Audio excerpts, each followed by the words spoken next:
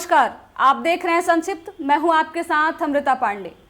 YouTuber से BJP के नेता बने मनीष कश्यप की बात हम आज करने के लिए आपके बीच उपस्थित हुए हैं। बता दें आपको कि राजनीतिक कैरियर मनीष का जो है वो अब खत्म होते दिख रहा है।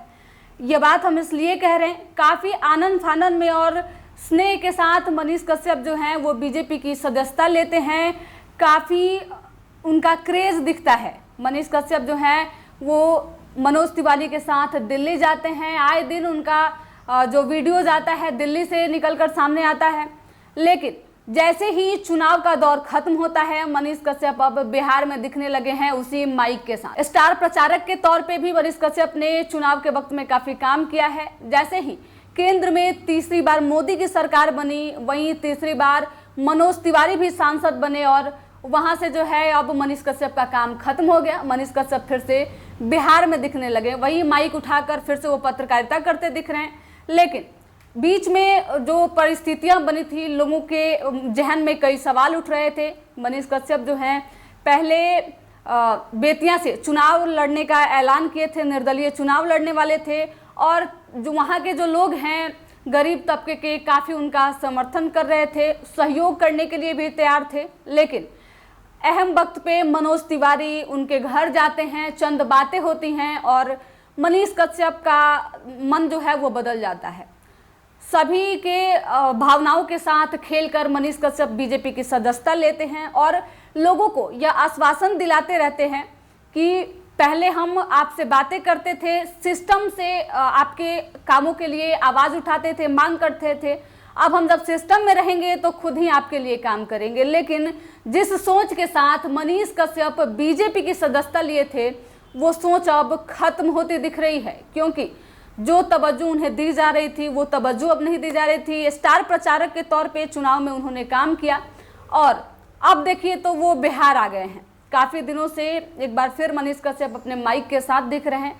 आगे का क्या उनका कदम होगा, इस पे भी हम चर्चा करेंगे। बिहार की नहीं, पूरे देश की सबसे बड़ी पार्टी है बीजेपी और बीजेपी के साथ जब बीजेपी इनके साथ ऐसा व्यवहार कर रही है तो बाकी इनके पास विकल्प क्या बचता है अपने राजनीतिक कैरियर को बचाने के लिए। आरजेडी की बात करें तो आरजेडी से पहले ही उनका संबंध जो है वो काफ़ी खराब है। तेजस्वी यादव और लालू प्रसाद यादव के साथ उनका संबंध काफ़ी दिनों से खराब है। कई आरोप भी मनीष कश्यप पे लगे थे, जिसके वजह से उन्हें एनएसए तक उन पे लगा दिया गया था। चुनाव से कुछ दिन पहले जो है मनीष कश्यप बिहार वापस आए थे और तमाम लोगों का कहना था कि जेल से उन्हें बाहर निकालने में उन पे जो एनएसए लगा था उसको हटाने में बीजेपी का सहयोग है। और ये बात जो है मनीष कश्यप ने खुद अपने मुंह से भी कही थी कि बुरे वक्त में हमारे साथ जो खड़े थे उनके साथ हम मजबूती के साथ खड़े थे। इशारा सीधे और सीधे बीजेपी की तरफ था। अब देखने वाली बात है कि मनीष कश्यप का अगला कदम क्या होगा। क्या मनीष कश्यप पत्रकार बन के रह जाएंगे या फिर राजनीति में दोबारा से अपना वर्चस्व बना पाएंगे। जिस तरीके से बीजेपी का ये जो है इतिहास रहा है कि जब उन्हें काम लगती है तो वो लोगों का इस्तेमाल करते हैं, अपने पार्टी में लोगों को तवज्जो देते हैं। जैसे ही बीजेपी की अपनी जो पर्सनल काम है खत्म हो जाती है, चुनाव जीत जाते हैं तो साइड कर दिया जाता है। और सेम यही कंडीशन मनीष कश्यप के साथ भी हो रहा है। जब वो बीजेपी की सदस्यता लिए थे तो तमाम उनके समर्थक जो थे, उनके मित्र जो थे, सभी लोग विरोध कर रहे थे। सब लोग कह रहे थे कि आपको ऐसा नहीं कर, अगर करना भी है तो एक सही समय के साथ करते। लेकिन मनीष कश्यप पूरे बिहार वासियों की भावनाओं के साथ खेले। तो अब क्या ऐसा लगता है कि मनीष कश्यप की भावनाओं के साथ बीजेपी खेल रही है? इस पे आपकी क्या राय है, हमें कमेंट करके जरूर बताएं। फिलहाल इस रिपोर्ट में इतना ही। धन्यवाद।